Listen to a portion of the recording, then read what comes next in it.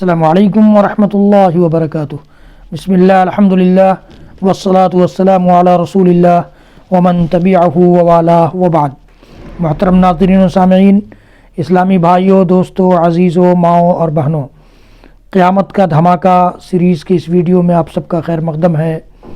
حضرات گرامی، قیامت کے دھماکہ سیریز میں قیامت سے پہلے ظاہر ہونے والی چھوٹی چھوٹی علامتوں، نشانیوں جو ظاہر ہو چکی ہوں یا ہونے والی ہوں یا ہو رہی ہوں، ان سے متعلق گفتگو ہماری اور آپ کی چل رہی ہے۔ حضرات گرامی، اس سلسلے کی یا اس سیریز کی 59ویں نشانی پر میں آپ کے سامنے حاضر ہوں۔ 59ویں نشانی لے کر حاضر ہوا ہوں، 59ویں علامت جو قیامت کی چھوٹی چھوٹی علامتوں میں سے اللہ کے رسول صلی اللہ علیہ وسلم کے بیان کیے ہوئے دستور کے مطابق یا اللہ کے نبی صلی اللہ علیہ وسلم کے بتائے ہوئے نشانیوں کے مطابق یہ آپ کی پیش خدمت ہے۔ وہ ہے اصاغر سے علم حاصل کرنا۔ اصغر کی جمع اصاغر ہے، جس کے معنی چھوٹا ہوتا ہے۔ اس سلسلے میں ایک حدیث بھی بیان کی گئی جو کتاب الذہن زہد ابن المبارک کی کتاب کتاب الزہد کی حدیث ہے اور سند صحیح ہے اس کی، جس میں حضرت ابو امیہ جمحی رضی اللہ تعالیٰ عنہ بیان کرتے ہیں کہ اللہ کے رسول صلی اللہ علیہ وسلم نے فرمایا، ان من اشراط الساعۃ ان یلتمس العلم عند الاصاغر۔ قیامت کی نشانیوں میں سے یہ بھی ہے کہ اصاغر سے علم حاصل کیا جائے گا۔ امام عبداللہ بن مبارک رحمۃ اللہ علیہ جس حدیث کو جمع کرتے ہیں اپنی کتاب میں، ان سے پوچھا گیا کہ یہ اصاغر کون لوگ ہیں، تو انہوں نے جواب دیا، یہ وہ لوگ ہیں جو اپنی رائے سے فتویٰ دیتے ہیں، یعنی وہ اپنے علم کو مضبوط نہیں کرتے، شریعت کا علم حاصل نہیں کرتے، کتاب و سنت سے وہ فتویٰ نہیں دیتے، اپنے فتووں کی تحقیق کرتے ہیں اور نہ شرعی دلائل سے استدلال کرتے ہیں۔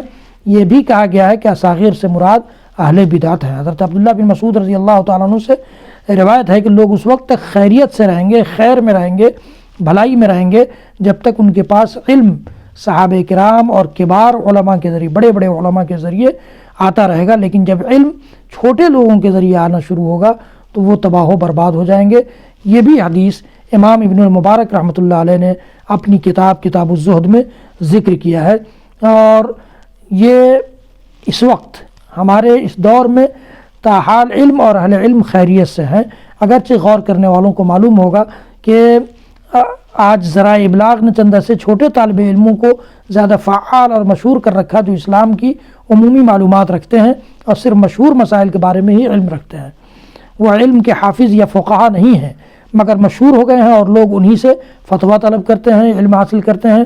اگر ان کی جگہ کبار علماء ذرائع ابلاغ، سیٹلائٹ چینلز، ریڈیو کی نشریات اور انٹرنیٹ پر آتے تو لوگ ان جید علماء کو پہچانتے، انہی سے فتویٰ طلب کرتے اور ان کی طرف متوجہ ہوتے۔ لیکن افسوس ہے کہ آج کے اس دور میں ایسا نہیں۔ اب تو لوگ گوگل سے بھی حدیث اور قرآن کی شرحوں کو دیکھنا شروع کر چکے ہیں، اور چاہے وہ شرح کس نے کیا ہے یا اس تفسیر کو کس نے بیان کیا ہے، اس کا کوئی حوالہ ریفرنس نہ ہو تو بھی لوگ بیان کرنے لگتے ہیں۔ یہ بات بھی پیش نظر رہنی چاہیے کہ جس طرح عمر کا زیادہ ہونا کسی شخص کے عالم ہونے کی علامت نہیں ہے، اسی طرح محض عمر چھوٹی ہونے کی کے باعث بھی کسی کو جاہل نہیں کہا جا سکتا۔ علی بن مدینی رحمۃ اللہ علیہ فرماتے ہیں، علم بڑی عمر کا نام نہیں ہے، اور حضرت عمر بن خطاب سے بھی یہ قول نقل کیا گیا ہے کہ علم کا تعلق چھوٹی یا بڑی عمر سے نہیں ہے، بلکہ اللہ تعالیٰ جہاں چاہتا ہے وہیں علم رکھ دیتا ہے۔ لہذا یہ ضروری ہے کہ جو لوگ معاشرے میں عالم کے طور پر مشہور ہو جائیں وہ اپنے آپ کو چھوٹے لوگوں میں سے نکال کر بڑے انسان بننے کی کوشش کریں۔ یہ اسی وقت ممکن ہے جب وہ مزید علم حاصل کریں، کتاب و سنت کا فہم پیدا کریں، اپنے علم کو پختہ کریں اور بڑے علماء کرام سے رابطہ رکھیں۔ یہ باتیں اصاغر سے مراد چھوٹی عمر کے لوگ نہیں ہیں، بلکہ اصاغر سے مراد وہ لوگ ہیں جو اپنی رائے سے فتویٰ دیتے ہیں، بنا سوچے سمجھے فتویٰ دیتے ہیں اور کتاب و سنت کی طرف رجوع نہیں کرتے، فتویٰ دینے سے پہلے بڑے علماء سے علم حاصل نہیں کرتے، یا محدثین نے، مفسرین نے جو مختلف کتاب و سنت کی تعلیمات کو سامنے رکھ کر کے شرحیں لکھی ہیں یا تفسیریں لکھی ہیں، ان کی طرف رجوع نہیں کرتے، وہ مراد ہیں۔ حضرات گرامی، میرا یہ ویڈیو آپ کو پسند آئے تو آپ اس کو زیادہ سے زیادہ لوگوں تک شیئر کیجئے اور میرے چینل کو سبسکرائب کیجئے، لائک بھی کیجئے اور بیل آئیکن ضرور دبائیے۔